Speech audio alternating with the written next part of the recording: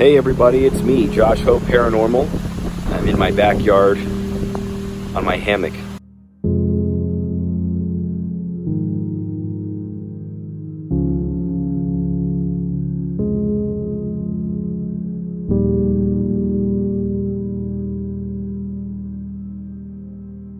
It's Good Friday, and I want to wish you all a happy Easter. That to those that celebrate Easter, to those that don't, then happy Sunday.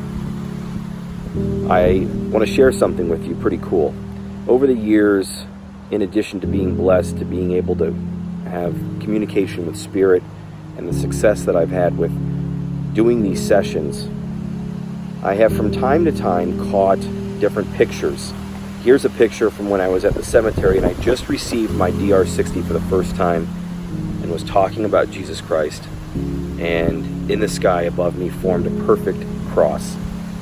I didn't know until a subscriber saw it in the video and told me. It's been a very dear picture of mine that sits on my desk now as a reminder of how my higher power, Jesus Christ, is around me all the time. I was out here the other day and I was giving a reading to a patron. I was in the middle of asking my higher power for help, guidance, and I felt something to look up. I felt just this quick urge to look up into the sky, and near the sun I immediately saw an eye. I told the patron, I grabbed my phone, I took a picture, and then I went back to the reading. I forgot about it for hours until later that night I decided to look at my phone, and here is what I saw. It's amazing. It's absolutely amazing. And I posted it on my Patreon, where I normally post things first before I put them out here or on Facebook. And it was fun to watch all the different responses from the patrons of what they saw, what they felt. A lot saw what I saw, an eye, and I thought it was Jesus. That was my interpretation of it. Some saw a shaman, some saw a Native American. But nonetheless, it was cool to see everyone's interpretation. And it reminded me of this amazing old Indian proverb, the 4 blind men and the elephant. If anyone isn't familiar with that, I'll share that with you briefly. A new animal arrived to the village of these 4 blind men. They felt the only way they were going to understand this new animal was if they all went down to the village and they felt the animal. When they went down there, each of the 4 men touched a different part of the elephant. The first touched the trunk, and afterwards he said, "This animal is like a snake."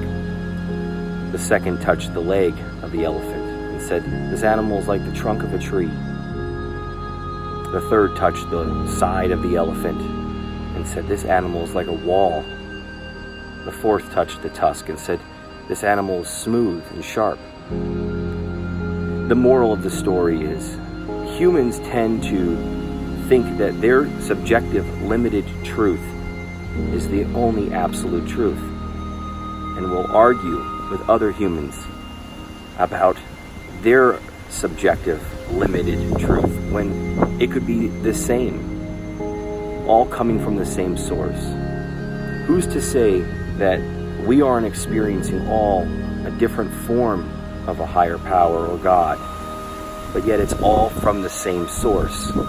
Those men were all touching the same elephant, the same animal, yet they all interpreted the animal differently. So whether or not you see the eye or you think it's Jesus, it's what it invoked in me. And what it invoked was that my higher power is always with me. And what's interesting about it is that afterwards I started looking at the photo some more. And not only did I see the eye and what I felt was Jesus' face, above him I saw a lion. Now, instead of making this about what shapes in the clouds do we see, because I don't play that game, and pareidolia is definitely something that's real, where the human mind wants to see human faces in everything that we see. It's trained, it's just naturally capable of seeing faces. But I couldn't deny that I was seeing a lion above him. And then I saw this bird, this dove-looking figure right by his head. And you know, all of that could be shapes in the clouds. You know, any skeptic could argue that's just the way the natural formation of the clouds moved. Until the patron that I was giving the reading for looked at the photo herself and showed me that down in the bottom there was this shape. It was unnatural shape. And it was the shape of the life piece. The life piece is something that was channeled through Connie when I asked a question about what Jesus was like when he was alive. This amazing design came about with this explanation that it was Jesus' word, that in the middle represented him, the dot, the source, and out from him went these lines of fear that ran to these outer points, these 14 outer points. And the outer points represented our outer qualities like fear, jealousy, anger, lust, and so on, that we could run ourselves around in that ring of fear that keeps us in those outer qualities, but that the inner qualities like love, joy, peace, bliss, all drove us back to him. Over the course of the years, I have found more and more connections with the life piece, that a 14-point star marks the place of where Jesus was born, that it's very similar to the Dharma wheels.